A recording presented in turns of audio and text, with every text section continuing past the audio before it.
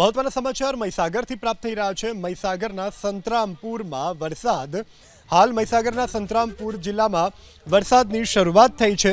કડાણા અને સંતરામપુર તાલુકામાં વરસાદ છે। અત્યારે કડાણાના ટીડવાસ, ગોધર, જોગણ સહિતના ગામમાં વરસાદ। તો મહીસાગરના સંતરામપુર તાલુકામાં અત્યારે વરસાદ પડી રહ્યો છે।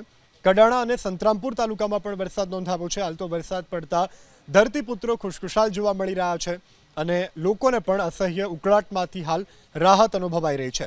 ખાસ ગ્રામ્ય વિસ્તારોમાં પણ આજે વરસાદ નોંધાયો છે। કડાણાના ટીડવાસ, ગોધર, જોગણ સહિતના ગામોમાં પણ આજે વરસાદ પડ્યો છે।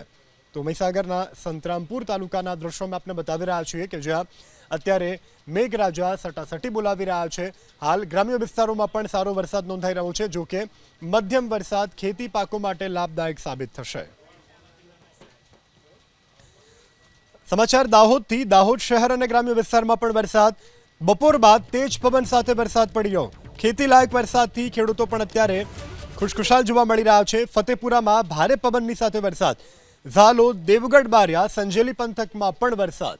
એકાએક જ વાતાવરણ પલટાયું અને બપોર બાદ વરસાદની શરૂઆત થઈ છે।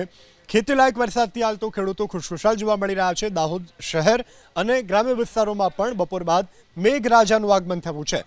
તો શહેરના મુખ્ય રસ્તા ઉપરથી વરસાદી પાણી વહેતા થયા હતા। હાલ લોકોને ઠંડકનો પણ વાતાવરણમાં અહેસાસ થઈ રહ્યો છે।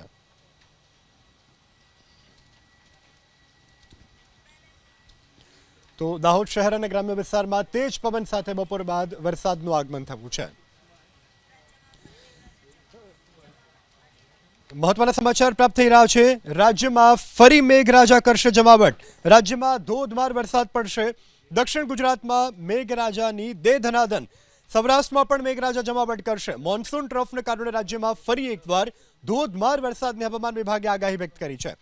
દક્ષિણ ગુજરાત, સૌરાષ્ટ્ર અને મધ્ય ગુજરાતના કેટલાક ભાગોમાં ધોધમાર વરસાદની હવામાન વિભાગની આગાહી। હવામાન વિભાગ મુજબ આજે ઉત્તર ગુજરાત, મધ્ય ગુજરાત અને દક્ષિણ ગુજરાતના 12 જિલ્લામાં વરસાદનું યલો એલર્ટ જાહેર કરવામાં આવ્યું છે। સંઘ પ્રદેશ, દમણ, દાદરા નગર હવેલીમાં પણ ભારે વરસાદની શક્યતાને પગલે યલો એલર્ટ આપવામાં આવ્યું છે। આવતીકાલ એટલે કે 4 સપ્ટેમ્બરે દક્ષિણ ગુજરાતના નર્મદા, તાપીમાં વરસાદનું રેડ એલર્ટ જાહેર કરાયું છે। જ્યારે મધ્ય ગુજરાતના છોટાઉદેપુર, દક્ષિણ ગુજરાતના ભરૂચ, સુરત, નવસારી, ડાંગ અને વલસાડમાં પણ વરસાદનું ઓરેન્જ એલર્ટ આપવામાં આવ્યું છે। સંઘ પ્રદેશ, દમણ અને દાદરા નગર હવેલીમાં પણ અતિ ભારે વરસાદની શક્યતાને પગલે ઓરેન્જ એલર્ટ। તો સૌરાષ્ટ્રના બોટાદ, અમરેલી, ભાવનગર, ગીર સોમનાથની સાથે સંઘ પ્રદેશ દીવમાં પણ વરસાદનું યલો એલર્ટ। જ્યારે મધ્ય ગુજરાતના આણંદ, ખેડા, મહીસાગર, પંચમહાલ, દાહોદ અને વડોદરામાં પણ ભારે વરસાદની શક્યતાને પગલે યલો એલર્ટ જાહેર કરાયું છે। ભારે વરસાદની આગાહીને પગલે માછીમારોને પણ દરિયો ન ખેડવા માટે સૂચના આપવામાં આવી છે।